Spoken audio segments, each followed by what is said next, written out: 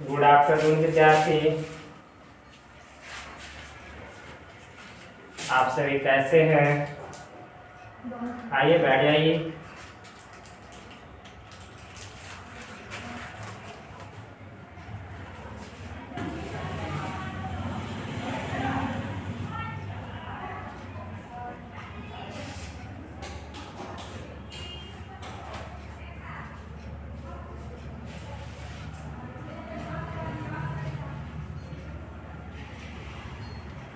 आप सभी उम्मीद करते हैं अच्छे होंगे।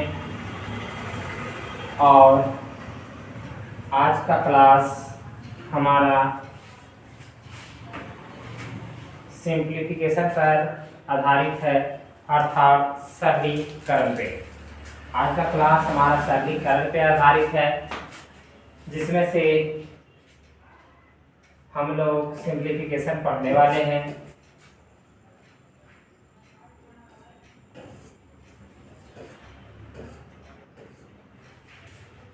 विलंब नहीं किया जाए और हम लोग शुरुआत करते हैं।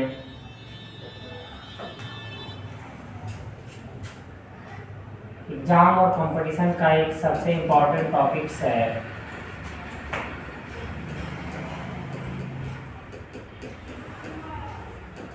सिंप्लीफिकेशन। हिंदी में हम लोग इसको सरलीकरण कहते हैं। अगर विद्यार्थियों को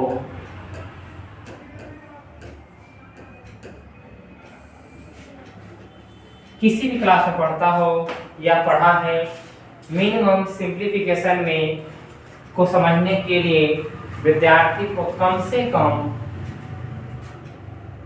4 चीजों की जानकारी होनी चाहिए, जो बच्चे पहले से जानते हैं। प्लस, माइनस, मल्टीप्लाई और डिवीजन। ये सिंप्लीफिकेशन आज हमारा नया टॉपिक नहीं है। ये सिंप्लीफिकेशन हमारा बहुत पुराना टॉपिक है, जिसको हम सभी बच्चे बहुत पहले से पढ़ के आए हैं और हर एक क्लास में शुरुआत इसकी प्रथम बार बच्चों द्वारा 6th क्लास में होती है। लेकिन आज हमारा एक कंपटीशन का विषय है। लेकिन कंपटीशन का सिंप्लीफिकेशन और यहाँ के सिंप्लीफिकेशन में थोड़ा बहुत अंतर है, लेकिन बेसिक थ्योरी हमारी वही है जो हम 6th क्लास 7th क्लास में मुख्य रूप से पढ़े थे। इसके बाद अगर बोर्ड एग्जाम में आप तैयारी किए हैं, बोर्ड एग्जाम में पास करके आए हैं, अर्थात 12th तक तो मिनिमम सबने पास किया है, देन हम लोग कंपटीशन में कदम रखते हैं। कॉम्पिटिटिव एग्जाम के लिए प्रिपेयर यहाँ से या प्रिपरेशन चालू करते हैं। अब हमारी समस्या है कि अगर हम सरलीकरण पढ़ें तो पहला सरलीकरण और सरलीकरण में क्या अंतर है?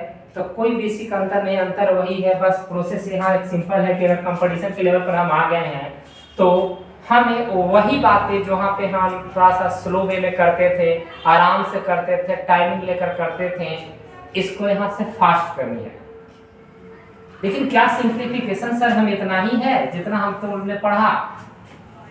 नहीं, सिंप्लीफिकेशन इसका स्टैंडर्ड रूप है, आप वहाँ भी पढ़े होंगे। तो हम इसको समझने के लिए थोड़ा सा आगे बढ़ते हैं। हम लोग को वहाँ पे बचपन से या एक बिहार बोर्ड में हिंदी मीडियम वाले विद्यार्थियों को एक स्लोगन रटाया जाता है। वो स्लोगन में क्या है? बहुत सुनने में, गाने में भी अच्छा लगता है। काके क्रिया, काके क्रिया पहले भाग नहीं, काके क्रिया पीछे भाग। अर्थात पहले काके करो, ओकर बाद भाग के करो। काके क्रिया पीछे भाग। और इसके बाद आपने सुना होगा गुना करो तब, गुना करो तब,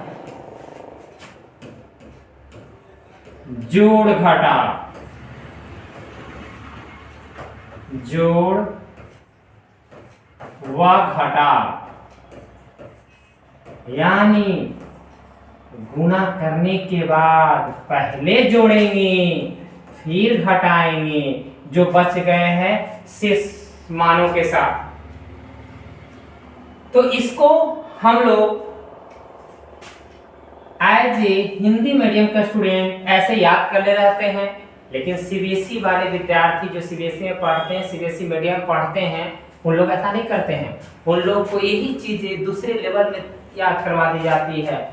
ओडमास, ओडमास अर्थात उन लोग जो याद किया होगा ओडमास याद किया होगा। ओडमास हम बाद में बताएंगे, पहले सिर्फ ओडमास समझते हैं।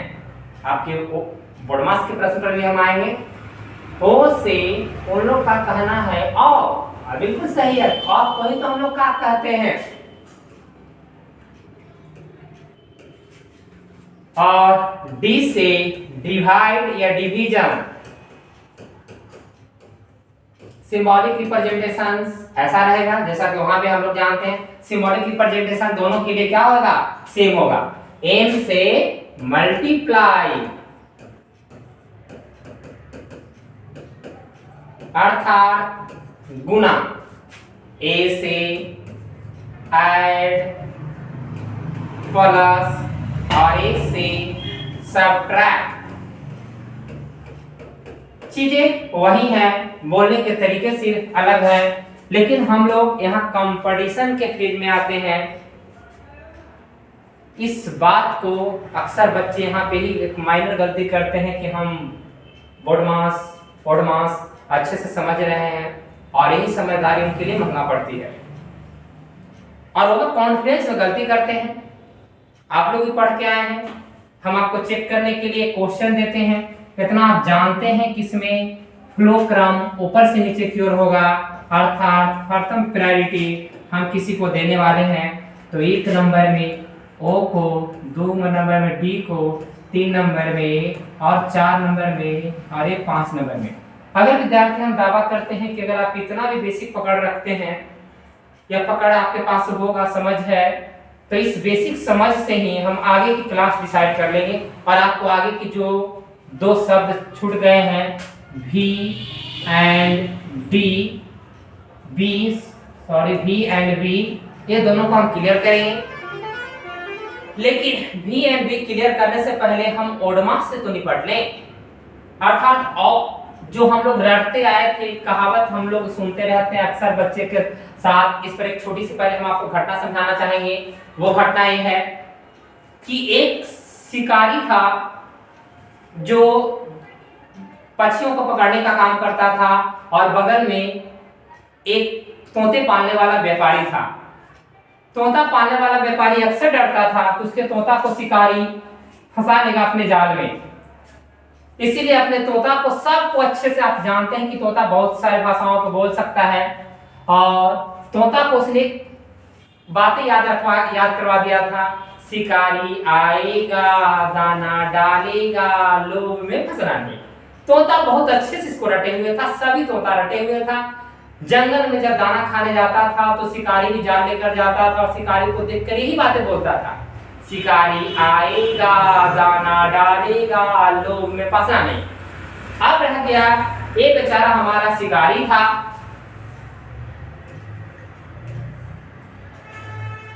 ये बहुत टेंशन में आ जाता था उसकी ये स्लोगन सुनकर,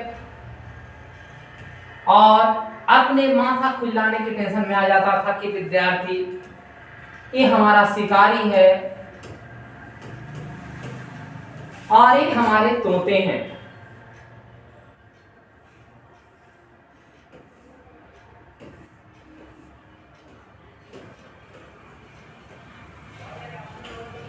अब इसका स्लोगन सुनकर हमारा शिकारी टेंशन में चल रहा है कि आखिरी बार कि जब जब देखता है हमको देख के बोलना शुरू करता है।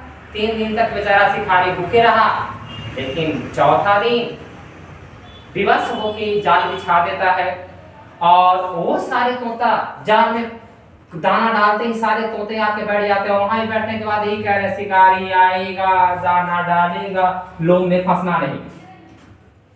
शिकारी पकड़ के लेके जा रहा है तब भी यही कह रहा है शिकारी आएगा दाना डालेगा, लोभ में फंसना नहीं। अब समस्या यही शिकारी वाली हमारी बोडमास के साथ हो जाती है। तो कैसे, हम आपसे अभी प्रूफ लेते हैं। यह अक्सर एक छोटा सा प्रश्न सुनने को मिलता है, अक्सर बच्चे हमसे पूछा करते हैं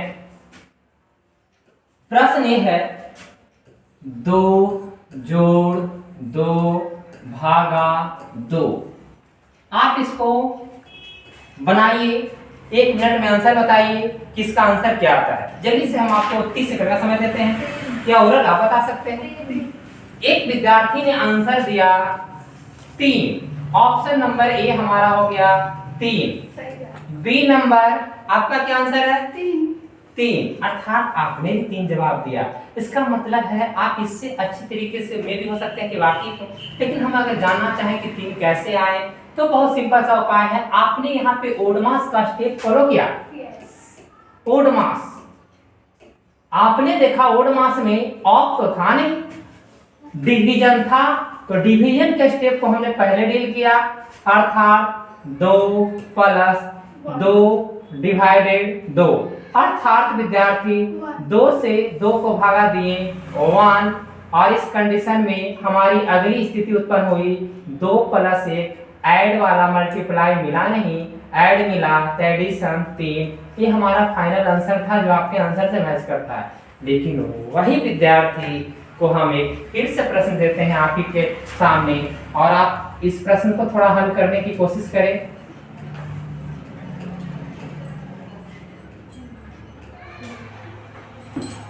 ठीक, अब इसका आंसर बताइए।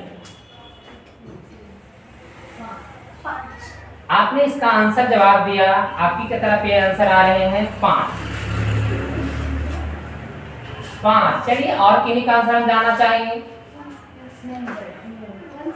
हाँ 1 सेकेंड, कोई बच्चे ले 1 सेकंड और हम समय देते हैं तो सेकंड तो पार हो गया, आप मिनटों में ही बता दीजिए। एक विद्यार्थी ने और नया जवाब दिया है 7/3। अब हम इससे आगे नहीं पूछना चाहेंगे, फिलहाल ये दोनों आंसर पर चर्चा कर लेते हैं। एक आंसर ये दोनों में से कोई एक सही हो, सही कौन है इसकी जानकारी के लिए हम आपको सिंपलीफाई करते हैं। अब देखिए 7/1 विद्यार्थी फिर हो रहा है 3, अर्थात पहला एक 7/2, एक सी कह रहा है कि नहीं 7/3 होगा सर। तो हम इनके आंसर की जांच के लिए, वेरिफिकेशन के लिए अब एक फिर हो रहा है कि 7/3, इसका मतलब 7/3 को 2 को बहुमत मिल गया है। तो अब देखते हैं क्या बहुमत की सरकार बनती है। अभी वही विद्यार्थी है जो यहाँ पे आके शिकारी वाला हल कर लिया है। अभी हम समझा रहे थे शिकारी आएगा, दाना डालेगा, लोग में फंसा नहीं। अब यहाँ देखिए इस विद्यार्थी ने अक्सर कदम उठाया होगा 2 प्लस, कलम थोड़ा सा चेंज कर ले ताकि आपको वहां साफ नजर आए, 2 + 2। अब इसने क्या किया होगा, यहाँ पे आके इसका प्रश्न आया होगा, खूब मजे से यहाँ भागा दिया 2 × 2, 1 लिख दिया, इधर से भागा दिया 2 × 2, 1 आ गया। लेकिन ये विद्यार्थी यही आके वो गलती फिर से दोहराया और यहाँ देखा कि द्वितीय 6, अर्थात द्वितीय 6 3 + 2, अर्थात इस विद्यार्थी का जो हमारा ये 5 आंसर था, एक कुछ इस प्रकार से आंसर था कि 5, जिनका 5 आया। लेकिन क्या ये 5 आंसर लाने वाले विद्यार्थी गलत हैं, या इनका बताने का तरीका गलत है, या हो सकता है इनके कॉन्सेप्ट नहीं, टीचर ने भी गलत नहीं बताया लेकिन कॉन्सेप्ट समझने में इनसे गलती हो सकती है। यहीं पे हमारा बोर्ड मार्क्स भारी पड़ जाता है, थोड़ा सा एग्रेसिव बन जाता है। अब इस एग्रेसिवपन को हम दूर करते हैं, और दूर करने के साथ अब देखिए अगर बच्चा कोई मालूम होता है या उस टीचर ने यहाँ पे गाइडेंस किया होता है कि अगर आप बनाने जाएं तो ये बात ध्यान रखें कि भागा कैसे डील होते हैं या कैसे हल होते हैं। तो इसके लिए उनको बस ये करना था कि सबसे पहले आपने अभी भी ओडमास का ही रूल फॉलो करना था, अर्थात ऑफ तो था नहीं तो हम इसको कुछ पूछेंगे नहीं, डिवीजन था तो डिवीजन भी नहीं आना है सिर्फ, अर्थात फर्स्ट स्टेप हमारा डिवीजन भी हल होता, और ये डिवीजन भी कुछ इस प्रकार हल होता 2 + 2। यहीं पे बच्चे कोई बताना हमें आवश्यकता है या आप जाने कि गलती आगे ना करें, भागा को मल्टीप्लाई में चेंज कर दें, अर्थात कोई भी इंटीजर वैल्यू हो तो इंटीजर वैल्यू यानी जो पूर्ण संख्या उसके नीचे कुछ नहीं तो 1 जरूर रहता है, अर्थात 6 के नीचे भी 1 है, अंश को हर को अंश बना दीजिए, अर्थात इसको पलटेंगे 6 के नीचे 1 है तो 1/6। अब जैसे हम इसको जब बदलें ऐसे तो इस स्थिति में ये इक्वल साइन हम मेंशन कर रहे हैं, एज ए कंपटीशन इसकी कोई आवश्यकता नहीं है, लेकिन एज ए अगर हमारा विद्यार्थी 6, 7, 8, 9, 10 का स्टूडेंट है तो उसको एक इक्वल साइन को मेंशन करके चलना है, क्योंकि इससे उनका थोड़ा सा अट्रैक्टिव आंसर देने का तरीका होगा। अब इससे हम अगला हमारा बारी आ गया मल्टीप्लाई, क्योंकि हमें मल्टीप्लाई दिख गया है और हम सिर्फ मल्टीप्लाई को ही हल करेंगे। किसको हल करेंगे? मल्टीप्लाई को हल करेंगे। अर्थात 2 तिया 6, 2 तिया 6। इस कंडीशन में अगला बार मल्टीप्लाई हमने हल किया था तो 2 प्लस, यहाँ कुछ नहीं बचा है तो समझ लीजिए मल्टीप्लिकेशन और डिवीजन में 1 बचता है, 1 गुना 1, अंश में हमारा 1 बचा और डिवाइड में यहाँ 3 बचा।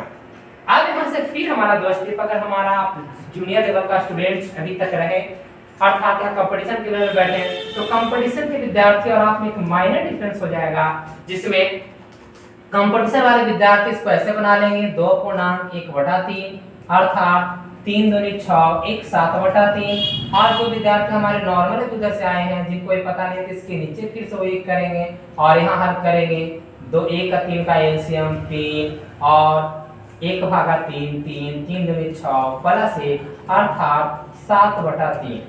अर्थात हमारा ये दोनों विद्यार्थी जिसने पहले आंसर दिया था मे भी अपने लेवल पर उसने अच्छा सोचा, लेकिन वो गलत नहीं हो सकता क्योंकि उसके कॉन्सेप्ट को समझने में। अब वही विद्यार्थी देखिए हंस रहे हैं, अर्थात विद्यार्थी उनको अपनी गलती का एहसास हो चुका है। इसका मतलब है कि इस विद्यार्थी ने जो सोचा ये दोनों विद्यार्थी से बेटर सोचा, अर्थात विद्यार्थी ये दोनों विद्यार्थी को जो कॉन्सेप्ट दिए गए हैं ये दोनों से बेटर इसने कॉन्सेप्ट को गेन किया, तरीके वही थे, बताने के शैली भी वही थे। तो हमने एक क्वेश्चन शिकारी वाला भी, हम जो पीछे घटना सुना रहे हो तो सर कहाँ शुरू हो गए और पहले शिकारी की घटना समझाएं। शिकारी की घटना समझाना सबसे जरूरी है विद्यार्थी, हम सभी वैसे ही हैं, इतना ध्यान रखें, हम सभी वैसे हैं।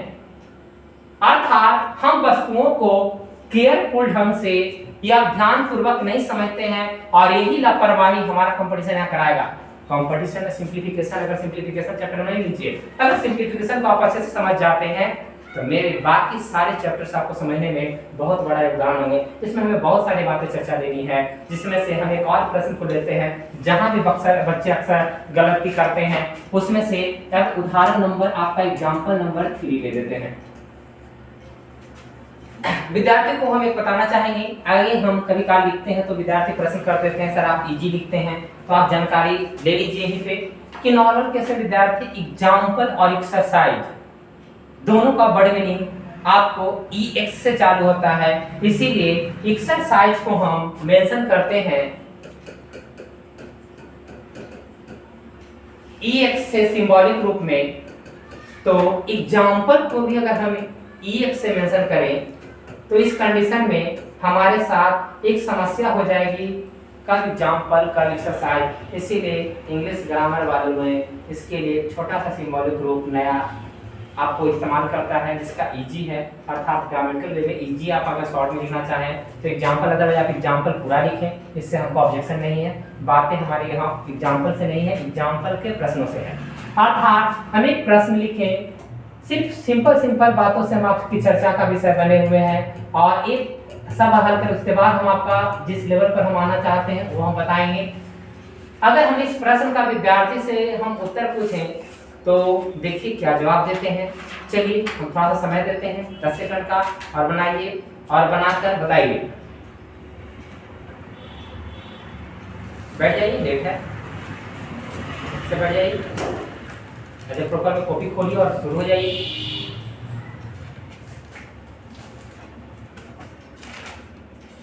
समय कम है इसलिए ध्यान रखना। कितना है विद्यार्थी? एक विद्यार्थी ने बताया 9/4। चलिए एक और विद्यार्थी के हम और उत्तर का इंतजार करेंगे, उसके बाद हम इसको आगे बना देंगे। सेम टू यू एक और विद्यार्थी ने कहा है, अर्थात 2 विद्यार्थी ने यहाँ पे हमें वेरीफाई कर दिया है कि हमारा सर आंसर 9/4 आ रहा है। अगर मिक्स नंबर में हमको दे रहा होगा तो इतना y4 दे रहा होगा। कंपटीशन में आपको मिक्स नंबर भी चेक करने हैं या कभी कभी डिसिमल में भी चेक करना होगा, तो डिसिमल में अगर हम चेक करेंगे तो विद्यार्थी 4 दूनी 8, 1 4 दूनी 8, फिर बचेगा और फिर 4 बचे 20, आपका ये हो जाएगा 2.25। अर्थात विद्यार्थी अब हम लोग इसको देख लेते हैं क्या आपका आंसर सही है या गलत है। इस बात की वेरिफिकेशन हम अभी तुरंत करते हैं आपके सामने। सबसे पहले हम लोग ओडमास के रूल को याद ध्यान रखेंगे। काके क्रिया जो बचपन में पढ़े हो विद्यार्थी की क्रिया खा रहे, सुनता हो क्रिया कसम खाते रहते हैं, तो जो काके क्रिया है, काका को देखकर जो क्रिया खाए हैं वो दम याद रखेंगे। काके क्रिया पीछे भाग गुना करो तब जोड़ घटा, तोता ने तो रटले रहेंगे, उसका प्रयोग करना भी सीखेंगे। तो जहां जहां भागा है वहां वहां गुना चेंज करेंगे। ऐसे हम अपने कॉन्सेप्ट या आपके कॉन्सेप्ट को जो रियल है उस पर बताएंगे। दो अगर डायरेक्ट हल करोगे तो फंस जाओगे। दूसरे भागा दे दो को एक मरतबे कट जाएगा, फिर एक को दूसरे भागा दे, फिर ऐसे भागा दे, तो हम दिक्कत में आ जाएंगे। तो एक ही दूरी हम हल कर लेते हैं, जहां जहां भागा है हम वहां वहां अपने स्टेबिलिटी को रखेंगे। अर्थात दो भागा मल्टीप्लाई में चेंज होगा, अगला value nominator denominator denominator nominator बन जाएगा। अर्थात फिर सिमिलरली आगे फिर भागा को हम गुना में चेंज कर लेंगे और 1/2 गुना 1/2। अब बारी आती है आगे, डिवीजन हमारा समाप्त हुआ और डिवीजन समाप्त हुआ, डिवीजन समाप्त हुआ। अगला हमारा क्या है? मल्टीप्लाई। तो 2 से काटिए, 2 एकम 2, 2 एकम 2, और इसके बाद मल्टीप्लाई के स्टेप को लेते हैं विद्यार्थी। तो 2 प्लस ऊपर 1 में 1 से गुना करेंगे 1 और नीचे 2 दूना 4, 2 दूना 1 2 3 था 2, ठीक है विद्यार्थी, 2 दूना 4। अब इस कंडीशन में हम आपको पहले ही बताएं कि उसे ले जाएंगे कंपटीशन टेबल में, हम बैठ के यहाँ से हल कर सकते हैं। 2/1/4 अगर में 80 आती फ्रैक्शन के रूप में आंसर देने देंगे तो 9/4। अर्थात हमारे विद्यार्थी ने अभी सही आंसर दिया था, अर्थात अभी कॉन्सेप्ट का पालन कर रहा था। लेकिन इसी विद्यार्थियों को फिर हम एक नए कॉन्सेप्ट पर लेकर चलते हैं और इस कॉन्सेप्ट पर फिर से आप रेडी हो जाइए। आपका आंसर अभी तक सकारात्मक आ रहे हैं और धीरे धीरे इन्हीं बातों को गौर करना है। अब हम यहाँ से देखते हैं एक प्रश्न फिर हम देखते हैं। 2 प्लस 2 डिवाइडेड 2 ऑफ 4। ये ऑफ समझिएगा विद्यार्थी, इसके साथ है, अर्थात 20 नहीं है, 20 नहीं है, ऑफ है, का है। आप यहाँ पे थोड़ा सा फोकस करेंगे और यहाँ पे जल्दी से इसको हल कीजिए। इसका आंसर आप क्या लाते हैं?